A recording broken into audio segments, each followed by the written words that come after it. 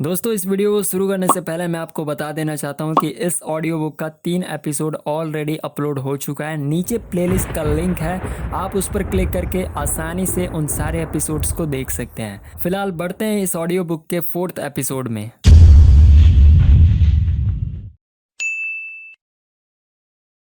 आज से शुरू कर दे प्यार करना।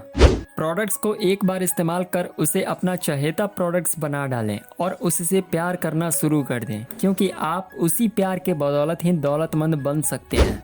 प्रोडक्ट से प्यार करने पर वे आपके लिए अत्यंत सस्ते हो जाएंगे, क्योंकि कई प्रोडक्ट्स आपके चहेते बनकर आपका बजट आधा कर देंगे तथा आपकी ज़िंदगी में काफ़ी सकारात्मक फ़र्क डालेंगे।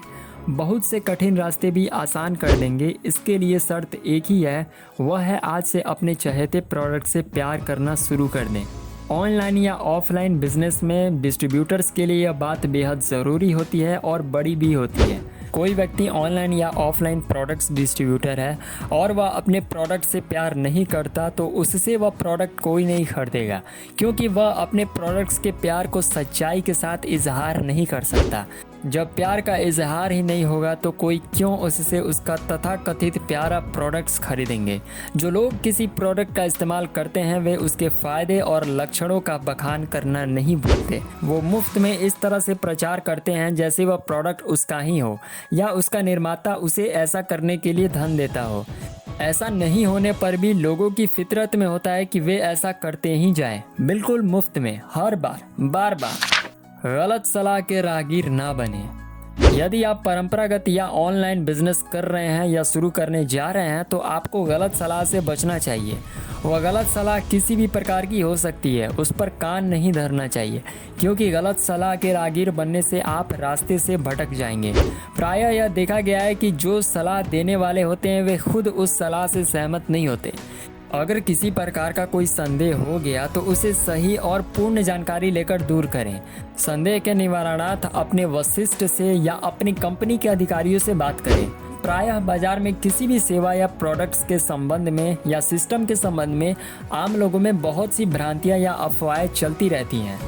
आप इनको कहीं भी सुन सकते हैं। ऐसी भ्रांतियां या अफवाहें आपको अपने रास्ते से भटका जाएंगे, इसलिए इन पर ध्यान नहीं दें। माथे पर सल पड़ने का कारण।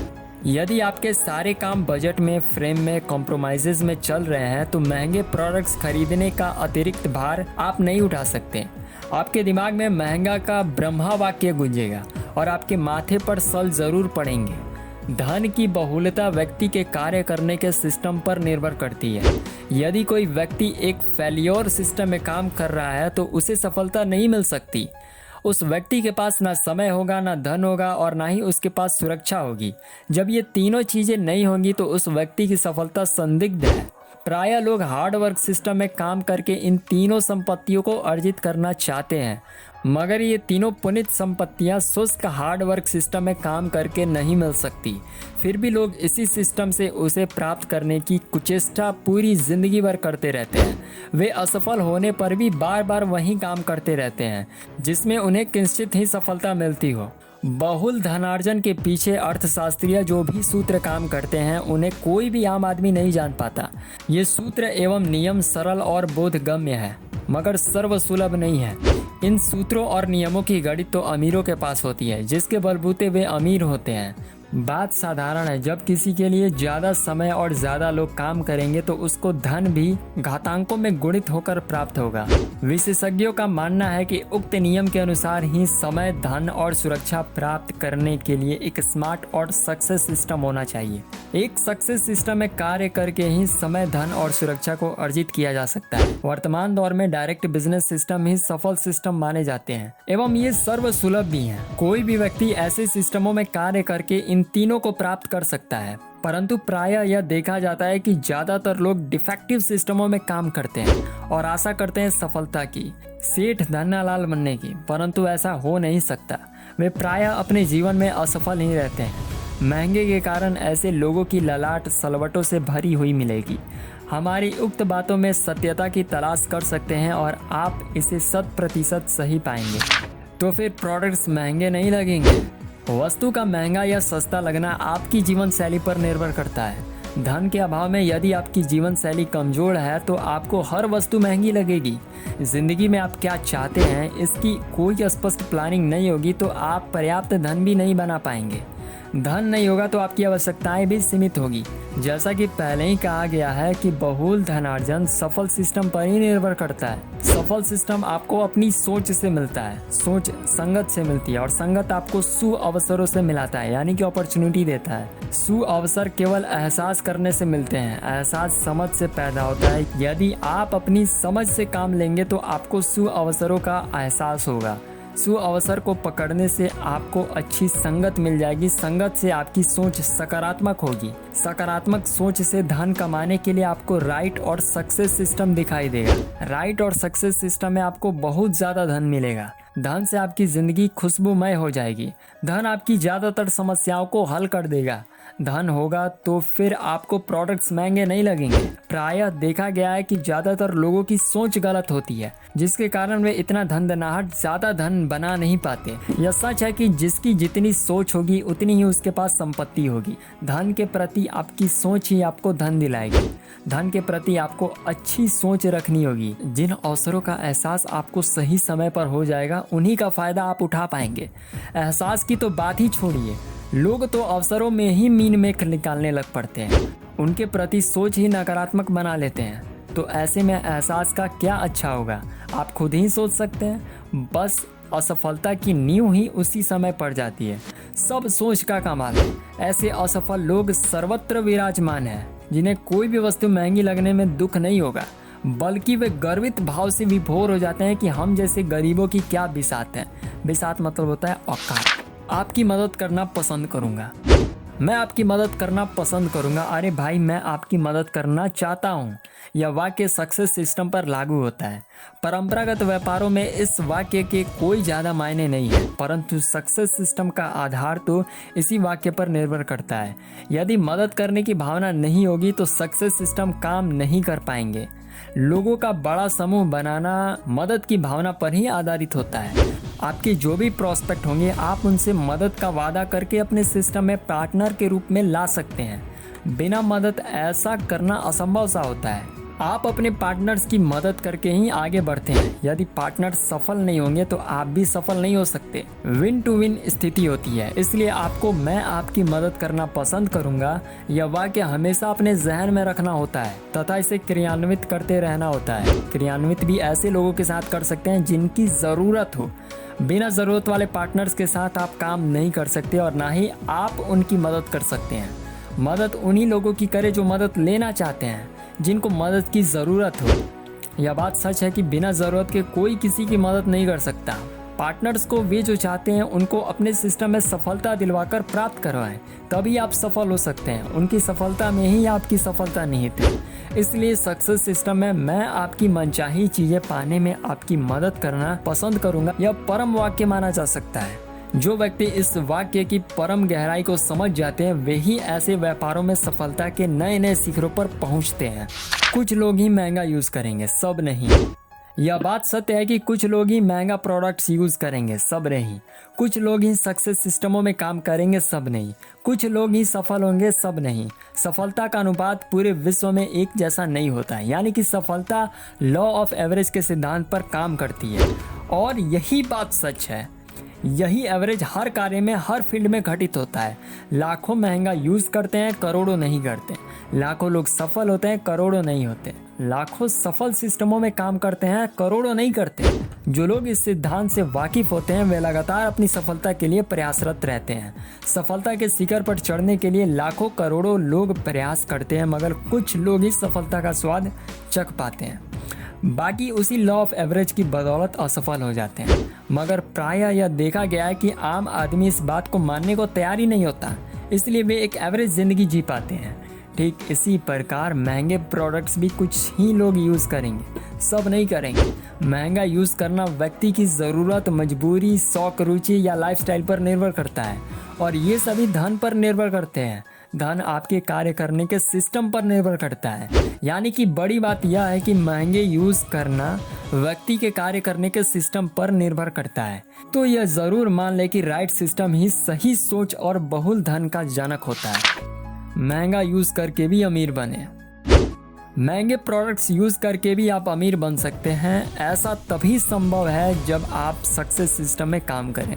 यह बात सत्य है कि ऐसे व्यापारिक सिस्टम में हाई क्वालिटी के प्रोडक्ट्स ही बेचे जाते हैं तथा ऐसे प्रोडक्ट्स कुछ तो अपनी खासियतों या फ़ायदों की वजह से महंगे होते हैं। यदि आप सक्सेस सिस्टम में काम करते हुए इन महंगे प्रोडक्ट्स का उपभोग करेंगे तथा इनका सच्चा प्रमोशन करेंगे तो लोग आपसे इसकी डिमांड करेंगे। कुछ लोग आपके साथ पार्टनर्स भी बन जाएंगे।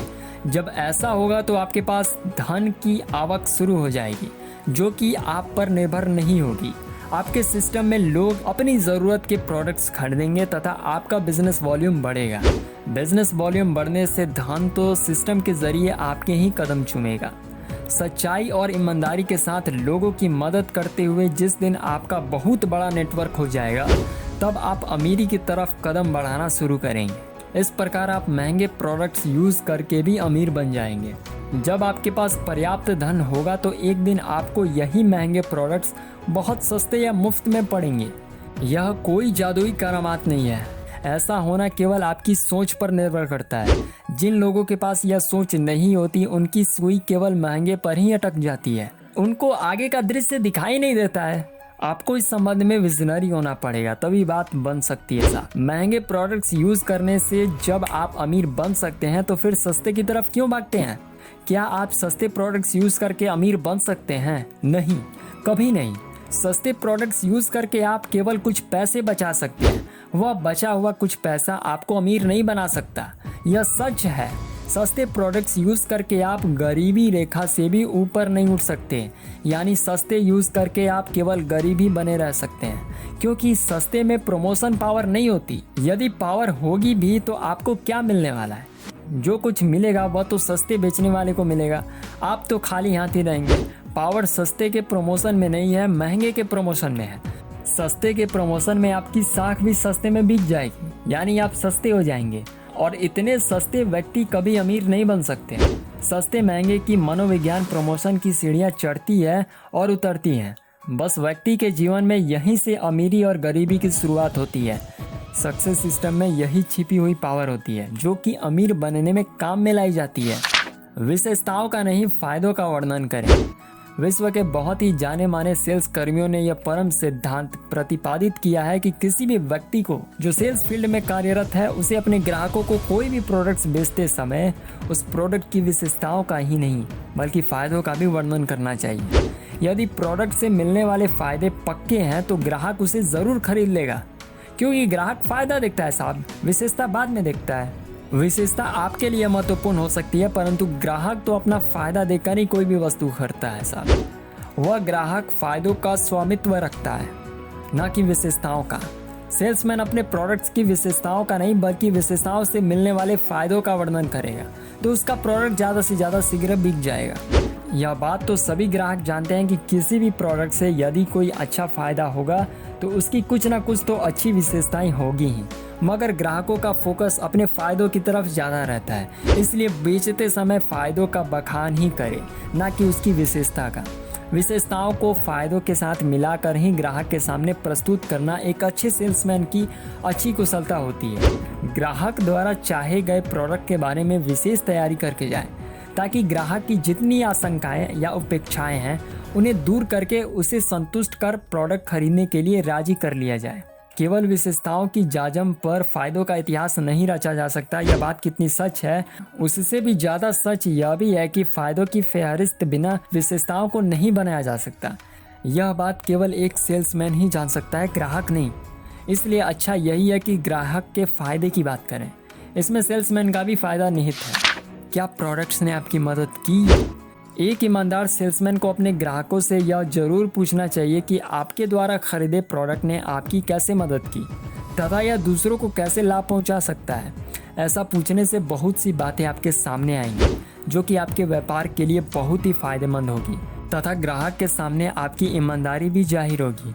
जो लोग केवल बेचने से ही अपना मतलब रखते हैं उनका व्यापार संदेहास्पद हो जाता है। यदि आप डायरेक्ट व्यापार सक्सेस में शामिल हैं तो अपने द्वारा इस्तेमाल किए गए प्रोडक्ट्स के फायदों का वर्णन दूसरों से ज़रूर करें। ताकि आपका व्यापार बढ़ सके। जिस प्रकार से आपके प्रोडक्ट्स ने आपकी मदद की है, उसी प्रकार यह दूसरों की मदद कैसे कर सकता है, उन्हें कैसे लाभ पहुंचा सकता है, यह बात दूसरों से ज़रूर जानें, क्योंकि इसी बात पर आपका व्यापार तरक्की करेगा।